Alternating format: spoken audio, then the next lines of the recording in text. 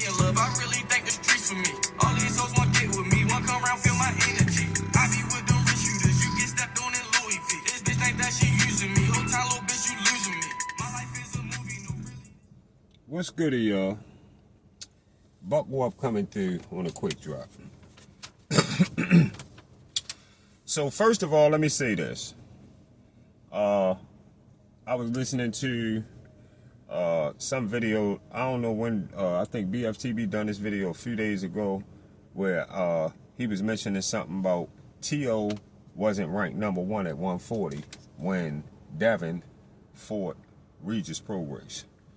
So let me let y'all know, T.O. definitely was ranked number 1 at 140 when Devin beat Regis Prograis. All right, Regis Prograis was a champion, had a belt, yes, but Regis Prograis was not the number 1 guy. T.O. beat Josh Taylor, and that in itself made T.O. number 1 at 140. No questions asked. I don't give a fuck what you say you don't care about. And here I'm gonna, I don't give a fuck. I don't give a fuck that he beat Josh. Who gives a fuck what you don't give a fuck about? You don't give a fuck that Deontay Wilder is not a better boxer than Muhammad Ali when you factually know that. You delusional, dummy. You a goofy ass nigga. Who gives a fuck what you don't give a fuck about? He beat Josh Taylor. T.O. was the number 1 ranked guy at 140. Simple as that. Who gives a fuck what you give a fuck about? So shut the fuck up about Devin beating Loma, Regis, or Brian Norman's being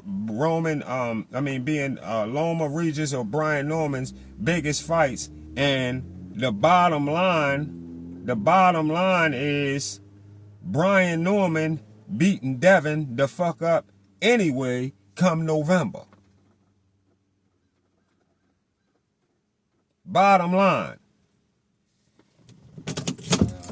He beating Devin the fuck up anyway come November. So last night I was up scrolling through through some shows on my X channel. And I came across this video with Everything Boxing Talk entitled Gervonta Davis Meat Mushing Channels Exposed. And in this video, he was letting us hear some of the things that Knockout Boxing 86 said about Tank taking a knee against Lamont Roach.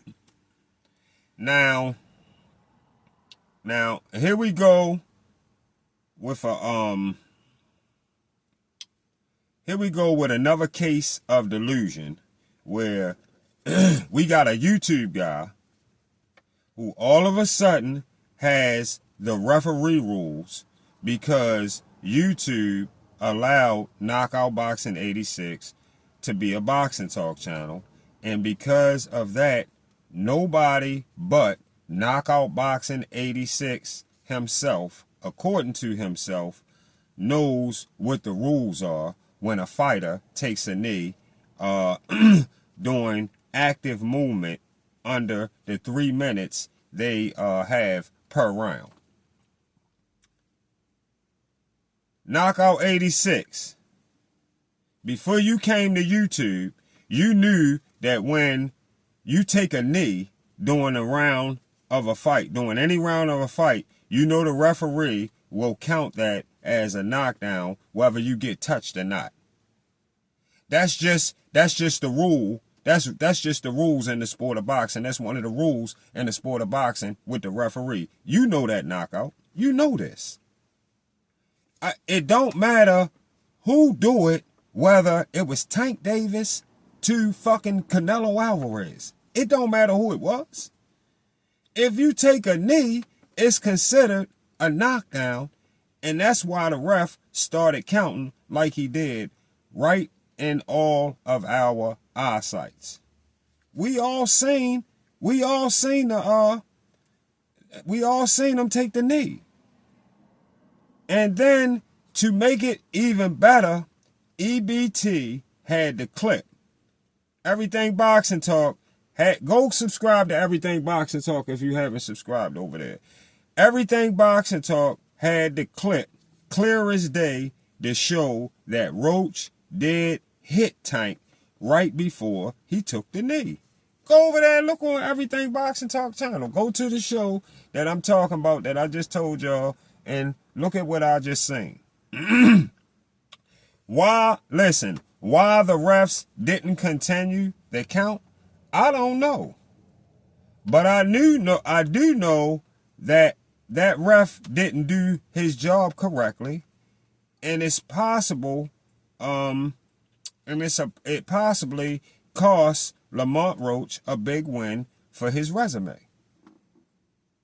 Knockout Boxing 86 got the same hidden agenda love for Tank that BFTB got for Devin Haney. Now, Lamont Roach took an interview with Boxing Scene recently. There's some other news y'all need to know. Lamont Roach took an interview with Boxing Scene, and he basically stated he don't know what's going on with the Tank rematch, and he don't want to be put in a position where he is dragging his motherfucking feet.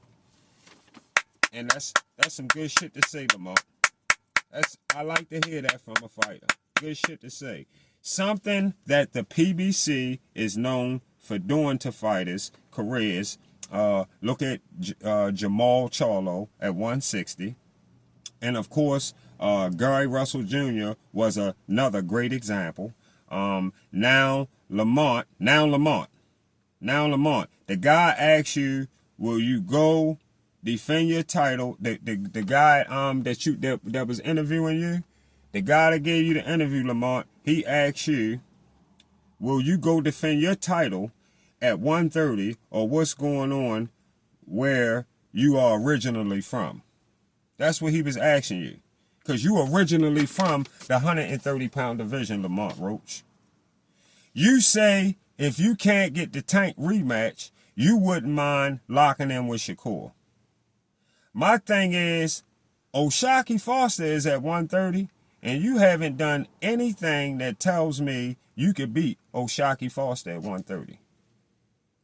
And he was on Cigar Talk. Go subscribe to Cigar Talk if you haven't subbed over there. He was on Cigar Talk talking about coming to 135 pounds to chase you dudes.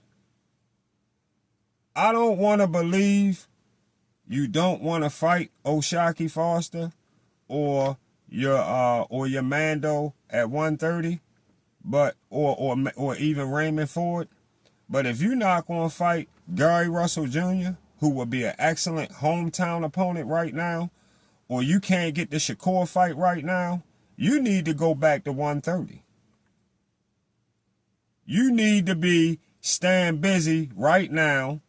And the fact that you hold a belt at 130 pounds, you need to address the 130 pound, you need to address 130 pound business. Telling us you want in, telling us that you want in with Shakur is cool, but you versus Gary Russell Jr. for the DC Baltimore area is an excellent fight in itself, and boxing fans would accept that fight while we're waiting on what might be next for Lamont Roach. Now, Paulie Malignaggi says 130 pounds don't have a lot of star power names, but O'Shaquie Foster and Raymond Ford and the star power they star power names, I just simply can't say Roach can beat those guys unless he fight them. I can't say Roach can beat them unless he fight them. And like I said, Gary Russell Jr. Is right there with you in the 135-pound division. That's definitely a good fight to make right now. And one more thing before I leave out of here.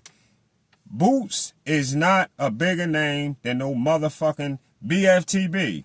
Boots is not no bigger name than no motherfucking Fondora at 154. This goofy motherfucker can't claim Boots the biggest name at 154 when Boots has done nada at 154. Remember you said Bud was nothing at 154? I mean, Bud was nothing at 147 because he had done nothing at 147. What changed your mood on that? What changed your ways on that? Like all of a sudden, Devin is the king at 147 but haven't done nothing at 147. So why when Bud was at 135 and why you said when Bud got to 147 he was a nobody? You didn't care that he was undisputed. You didn't care nothing about nothing at Bud before he got there. You a contradictive ass goofy.